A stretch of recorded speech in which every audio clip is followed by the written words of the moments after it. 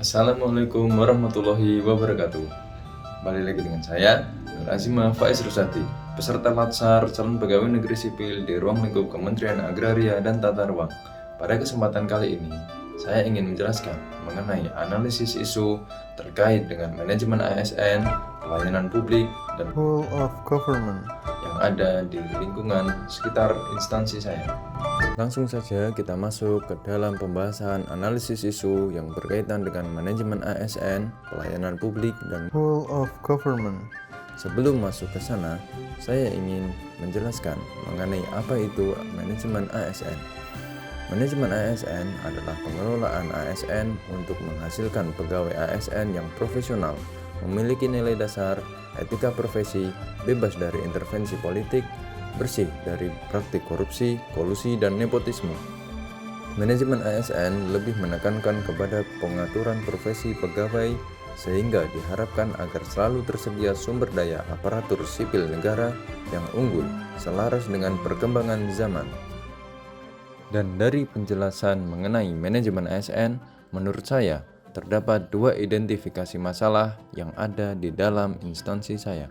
Yang pertama, sistem absensi berbasis elektronik seperti e-office belum dipraktekkan merata lantaran ketimpangan akses listrik dan internet.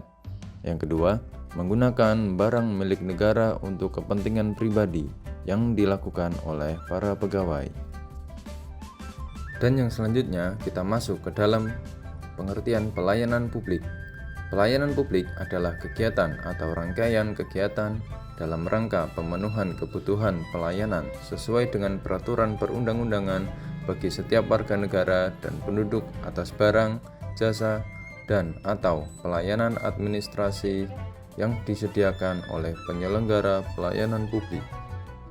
Dari pengertian mengenai pelayanan publik, menurut saya terdapat dua identifikasi masalah yang berkaitan dengan pelayanan publik yang ada di dalam instansi saya. Yang pertama, belum optimalnya pelayanan berbasis online seperti aplikasi Sentuh Tanahku. Yang kedua, kurang profesionalnya pegawai untuk menjelaskan pelayanan yang ditanyakan oleh pemohon, terutama pelayanan yang berbasis online dan kurangnya akses masyarakat untuk memberikan saran serta masukan.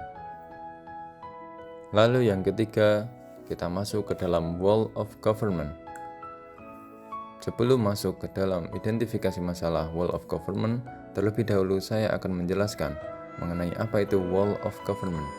Wall of government adalah sebuah pendekatan penyelenggaraan pemerintah yang mengoptimalkan upaya kolaboratif dalam ruang lingkup koordinasi dari keseluruhan sektor dengan maksud untuk mencapai tujuan pembangunan bersama dan pemerintahan yang terintegrasi dalam pemecahan sebuah isu yang muncul. Dari penjelasan mengenai wall of government, saya menyimpulkan dua identifikasi masalah yang saat ini berada di instansi saya. Yang pertama, kurangnya koordinasi BPN dengan Dinas Kesehatan dalam melaksanakan program vaksinasi. Mengingat sekarang merupakan era pandemi, maka seluruh pegawai ASN diwajibkan untuk melakukan vaksinasi. Lalu yang kedua, belum optimalnya koordinasi dengan pihak kelurahan dalam rangka program PTSL. Setelah menyebutkan berbagai macam identifikasi masalah yang sudah saya sebutkan di atas, maka saya mencoba membuat analisis isu dengan menggunakan teknik USG atau urgency, seriousness, dan crowd.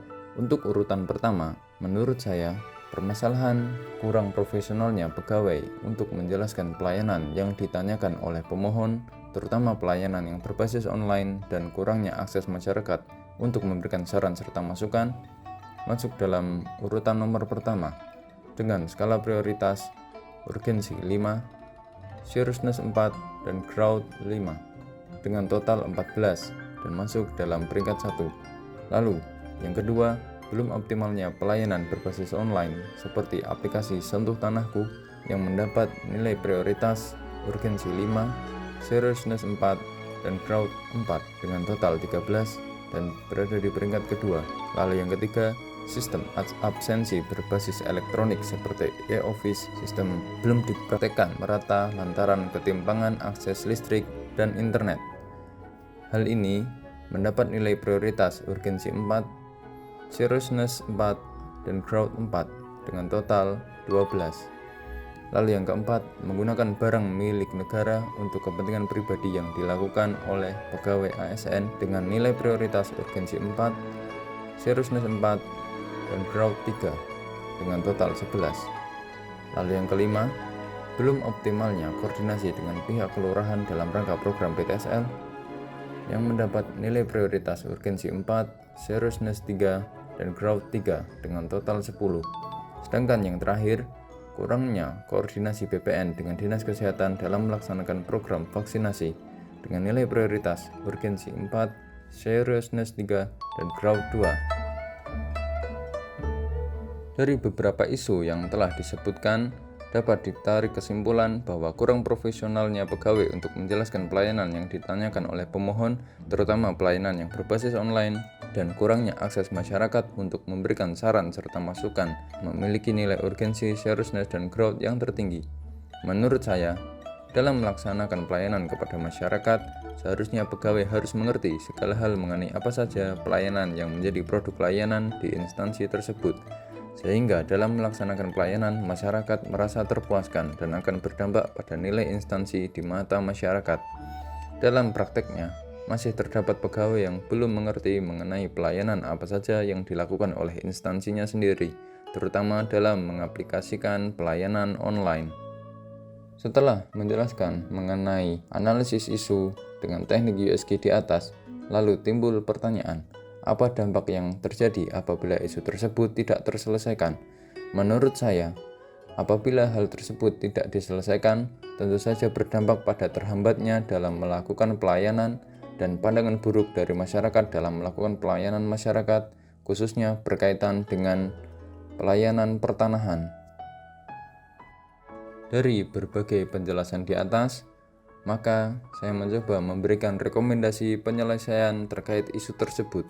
Yang pertama, melakukan sosialisasi pengembangan kompetensi terkait pelayanan, baik online atau tidak, kepada pegawai secara berkala dan dilaksanakan secara teratur. Yang kedua, membuat suatu aplikasi untuk menampung saran dan kritik dari masyarakat sebagai masukan agar menjadi lebih baik lagi dalam melakukan pelayanan. Yang ketiga, lakukan penguatan koordinasi dan komunikasi antar semua pegawai. Yang keempat, membuat komitmen bersama untuk melakukan kegiatan pelayanan demi menjaga integritas instansi. Sekian penjelasan dari saya mengenai analisis isu manajemen ASN, pelayanan publik, dan Role of government. yang terjadi di instansi saya.